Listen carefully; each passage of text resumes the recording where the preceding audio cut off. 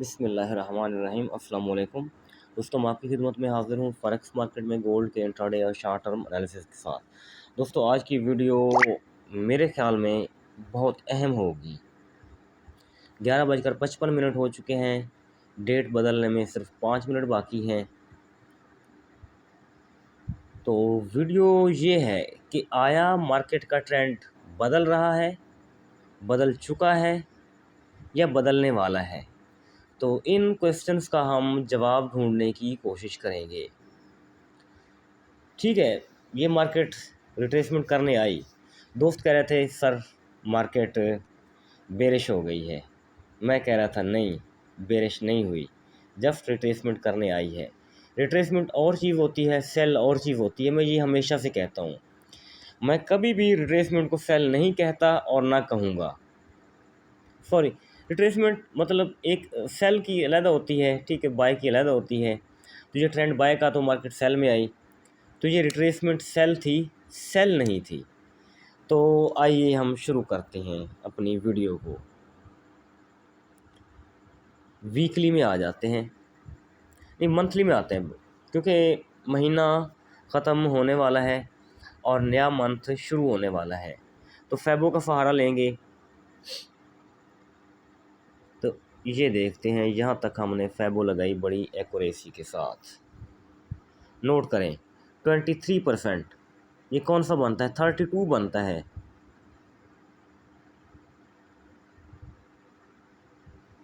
32 तकरीबन। और इस वक्त मार्केट चल रही है 32.947 के ऊपर। देखें, मैं आपको सीधी सी बात बताता हूँ, अगर मार्केट इन एरियाज़ में थी तो रिट्रेसमेंट थी ना, और रिट्रेसमेंट करने आई मार्केट। देखें, ये 2209 है, ठीक है जी। तो हमने यहाँ से भी बाय किया, 38 2279 से भी बाय किया, ठीक है जी। तो मुख्तलिफ़ जगहों से हम बाय करते रहे। स्कैल्पिंग सेल थी बहरहाल। तो अगर मार्केट रिट्रेसमेंट करके रिट्रेसमेंट एरिया से बाहर चली जाती है, दोबारा वाज़े करके बताता हूँ, ये 50, 38 और 23 ये सारा एरिया रिट्रेसमेंट एरिया है। तो अब मार्केट रिट्रेसमेंट करके रिट्रेसमेंट एरिया के ऊपर आ जाए, अगर कैंडल दे दे, तो क्या समझेंगे बुलिश हो चुकी है मार्केट, अपने रिट्रेसमेंट जोन से बाहर निकल चुकी है। जब बाहर निकल चुकी है तो जिस जगह से आई थी या जिस ट्रेंड से आई थी वो ट्रेंड तो बुलिश था, तो वापस अपने बुलिश ट्रेंड में लौट रही है। ये मंथली का है, ठीक है जी। मंथली कैंडल, अगला क्वेश्चन, अगर मंथली की कैंडल यहाँ बनती है 32, 33, 34 सो ऑन, इसके ऊपर ऊपर बनती है, तो डेट क्या है? डेट मैं बताता हूँ। ये वीडियो बना रहे हैं हम 26 तारीख के लिए, ठीक है जी। तो 3-4 दिन रह गए हैं महीना ख़त्म होने में।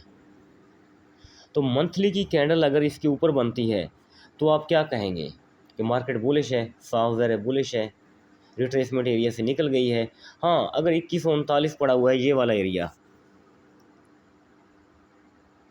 ठीक है, ये 2155 बनता है, 61.8 फेबो का लेवल, इसके नीचे कैंडल देती बड़े टाइम फ्रेम कम से कम 4 घंटे की, तो मैं ये कहता कि रिट्रेस गोल्डन लेवल को तोड़ दिया है मार्केट ने, और मार्केट अब सेल में आ गई है 2156 से नीचे नीचे। लेकिन ऐसा कोई सीन नहीं हुआ, मार्केट ऊपर रही और रिट्रेसमेंट करके वापस चली गई। तो ये फेबो हमारी मंथली में थी, मंथली की गेम ये हुई। तो अब वीकली में जाते हैं, वीकली क्या सिचुएशन है। वीकली में आ गए, ठीक है, वीकली में भी हम फेबो लगाते हैं, तो क्या सीन बनता है इधर, इधर भी देख लेते हैं हम अभी जी। यहाँ भी सेम वही 32 बनता है और मार्केट 32, मतलब इसको वाज़े कर देते हैं,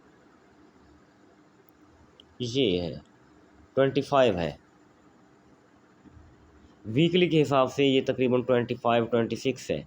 पिछली वीडियो में भी हम ये चीज़ डिस्कस कर सकते थे, की थी हमने। और मार्केट खड़ी हुई है 32 के ऊपर, 32.987 के ऊपर, यानी यहाँ भी हमें वाज़ेह है कि रिट्रेसमेंट एरिया से निकल गई है। यहाँ वीकली कैंडल अगर यहाँ देती है इस एरिया में, इस ब्लू लाइन 26 के ऊपर देती है, तो साफ ज़ाहिर है दोबारा तो रिट्रेसमेंट करने नहीं आएगी ना। रिट्रेसमेंट तो एक दफ़ा होती है।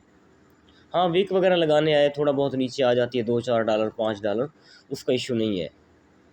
तो एक दफ़ा रिट्रेसमेंट हो चुकी है तो फिर रिट्रेसमेंट करने आएगी, ये तो ऐसा तो नहीं होता कभी भी। बस एक दफ़ा रिट्रेसमेंट हो गई, दोबारा अपने ट्रेंड में चली गई है।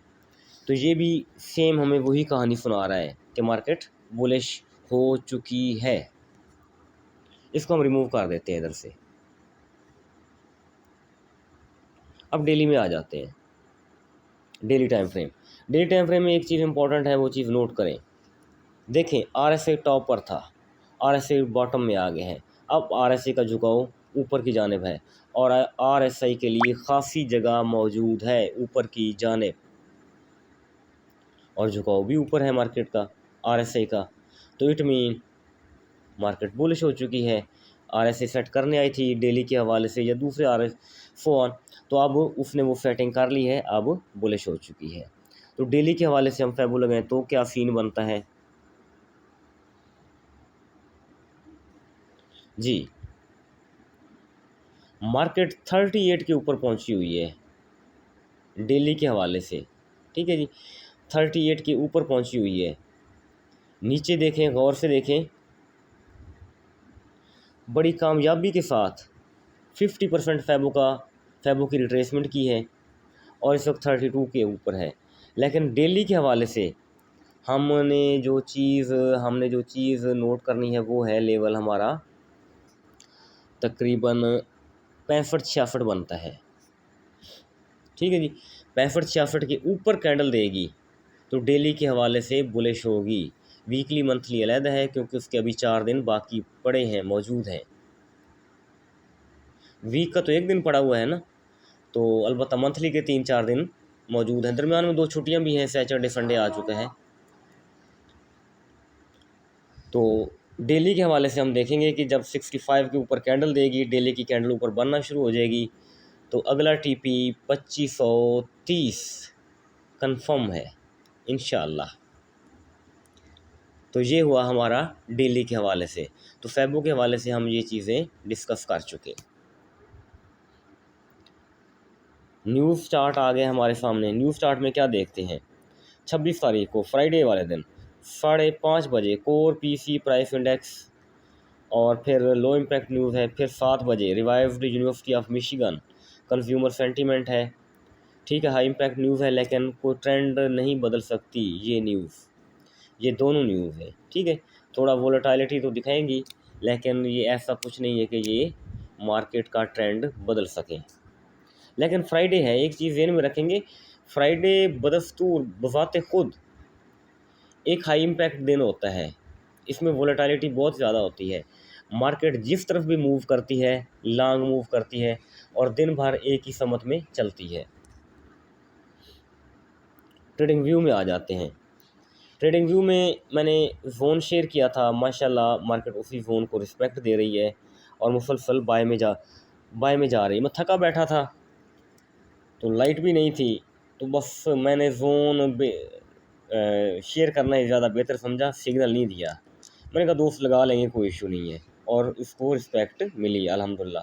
ये फैबो का गोल्डन लेवल है। तो दूसरा लेवल अभी हमारा पड़ा हुआ है, जिस तरह डेली के हवाले से हम डिस्कस करके आए हैं ना, 65 वाला एरिया। तो हो सकता है इसी फैबो के हवाले से मार्केट कुछ रिट्रेस करे, इस एरिया से नीचे आए। लेकिन नीचे आ भी जाती है तो क्या होगा, नीचे एक स्ट्रॉन्ग बैरियर पड़ा हुआ है 50 वाला, ईयरली लेवल है।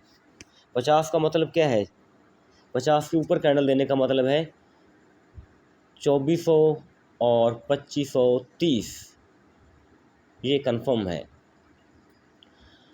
तो इस चीज़ को हम ज़हन में रखेंगे। अब भी जब मार्केट मूव बना रही थी, ऊपर जा रही थी, तो मेरी नज़रें फिर भी 50 के ऊपर टिकी हुई थी। लेकिन इसने डेली की जो रेजिस्टेंस है उससे ही वापस पलटना मुनासिब समझा। तो यहाँ बाई किया था, माशाल्लाह अच्छा प्रॉफिट आया। फिर हमने सेल, मेरे ख्याल में सेल नहीं, हाँ हाँ जी सेल भी करवाई थी, हाँ जी सेल भी करवाई थी। सेल के बाद फिर मैंने बाय का ये जोन शेयर किया। तो आज अल्हम्दुलिल्लाह बहुत अच्छा दिन गुजरा हमारा, अच्छे सिग्नल लगे आज, मार्केट ने भी हमें मौका दिया और हम उस मौके का फ़ायदा उठाते रहे।